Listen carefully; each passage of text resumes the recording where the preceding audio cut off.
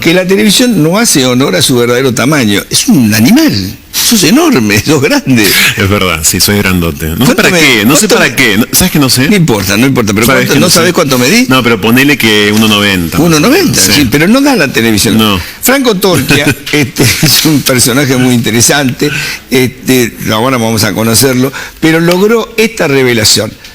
Hoy Hugo Alconada Mo, destacadísimo periodista del Diario de la Nación, tuiteó una cosa que realmente es muy interesante, que solamente pasa en Argentina. Dice que un expresidente acusa a una expresidente de haber matado a otro expresidente. Una especie de triángulo criminal insólito. Solo en la Argentina puede pasar una cosa así. El que logra esa declaración es el presidente Franco Torquia de este modo. ¿Crees que a Cristina se le facilitó el camino por haber sido patrocinada antes por su esposo? Por su esposo, antes de morir. Y ya cuando murió el esposo, ella ya estaba posicionada de la presidencia. Bueno, la muerte del esposo quedó medio en duda. Sí. A punto tal que se está por hacer una autopsia para saber de qué murió. Porque muchos sostienen que a Néstor lo habría matado la mujer, porque Néstor, de acuerdo a lo que uno escuchó y se informó, la castigaba muy feo, y entonces lo habría matado. Es la versión que llegó a uno, y ahora están por hacer la autopsia. ¿A vos te llegó esa versión? ¿Te llegaron esas versiones? A mí y a todo el mundo. No tengo la autoridad ni el conocimiento como para afirmar de que a Néstor lo mató la mujer. Pero los conociste mucho. ¿A quién? A ellos dos. Sí, ¿no? sí.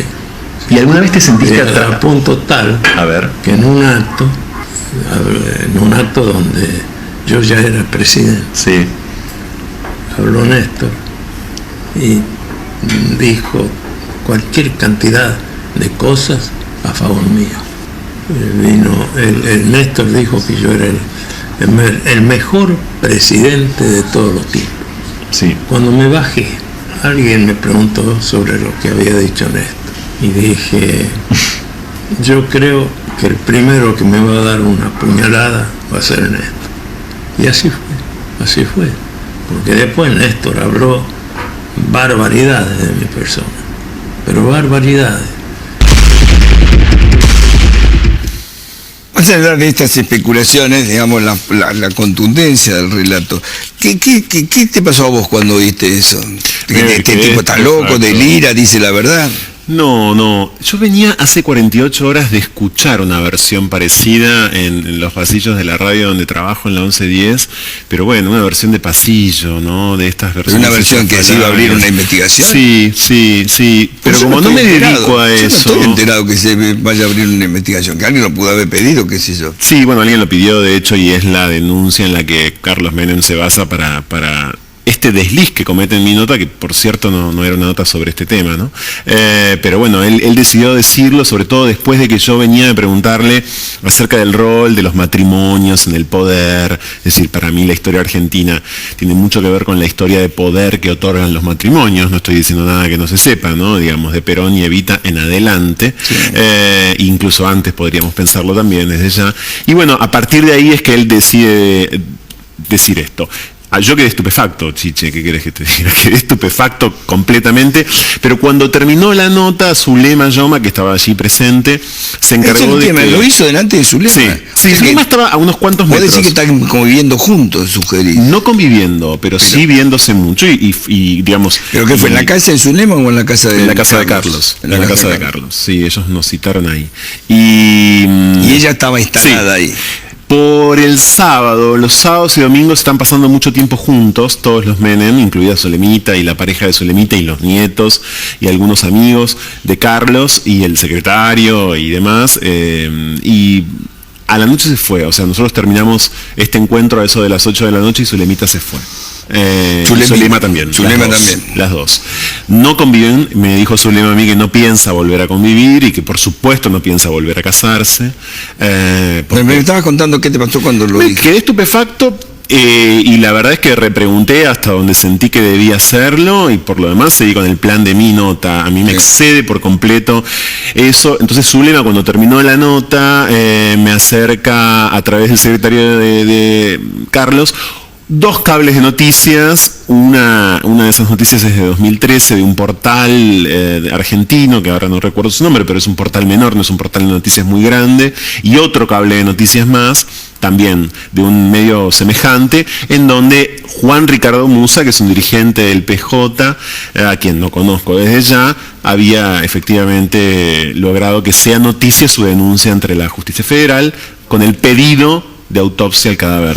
Me parece que es de una gran irresponsabilidad lanzar una cosa así, digo, especialmente por un expresidente, más allá de, obviamente la justicia puede investigar, pero digo, me pareció que cuando él dice, me llegó a mí, digo, que es una cosa rarísima, ¿viste? Como fuente para un expresidente. Sí, a mí también me parece sumamente raro.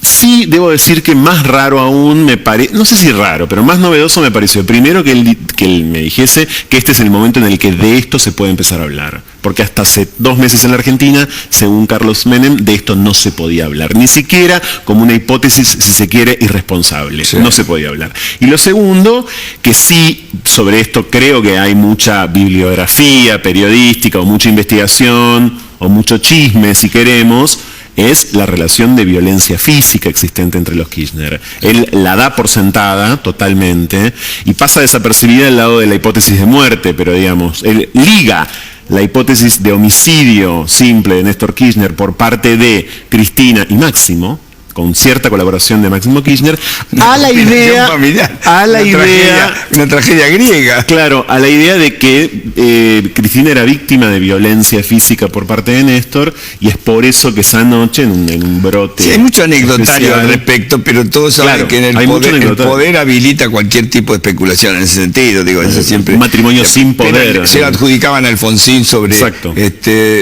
María Lorenza, digo, todo presidente, a Menem sobre Zulema, digo, en general siempre que hay parejas presidenciales se producen ese tipo de chismografía. Sí. Vos le preguntabas también sobre los travestis. Sí.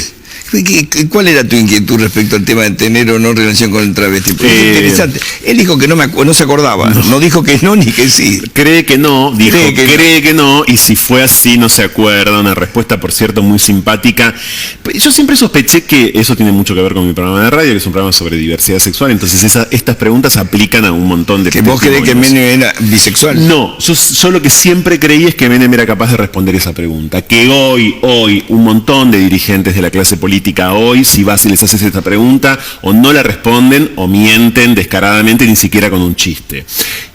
Por cierto permiso que siempre Menem tuvo, y si se quiere por cierta impunidad que siempre tuvo para declarar, yo sabía que era un tipo que para estas cosas no iba a tener ningún conflicto. Debo decir que no da notas y que no da entrevistas y que en ese sentido es evidente que le interesó el tema, le interesó hablar con un programa como el mío y conmigo sobre diversidad sexual, responder sobre gays, responder sobre además qué le pasaría a él si viene un nieto y le dice que es gay, como le pregunté. Es decir, ¿y qué le dijo? No hay problema. Lo echa de su casa, en otro chiste, ¿no? Dijo, de ninguna manera, esto es un chiste, ya no es ningún pecado, etcétera, etcétera, etcétera. La mirada de alguien que tuvo tanto poder y que tuvo por lo menos 2 medidas vinculadas a la diversidad sexual en la Argentina, la creación del INADI en el 95, sí. Es un acto político del primer Menem, y después, bueno, otros actos políticos menores. También me dijo que él intentó en su momento generar la discusión. ¿Vos estudiaste mucho el tema de los presidentes en Argentina? No, pero para esta nota sí bastante ¿Hubo algún presidente gay en Argentina? No, ni lo va a haber. Ni lo va a haber. No, te lo aseguro. ¿Pero por qué? Peter Robledo anda diciendo que va a ser el primer presidente gay de la Argentina, pero Pedro es muy joven. Pues la sociedad no estaría dispuesta a soportarlo.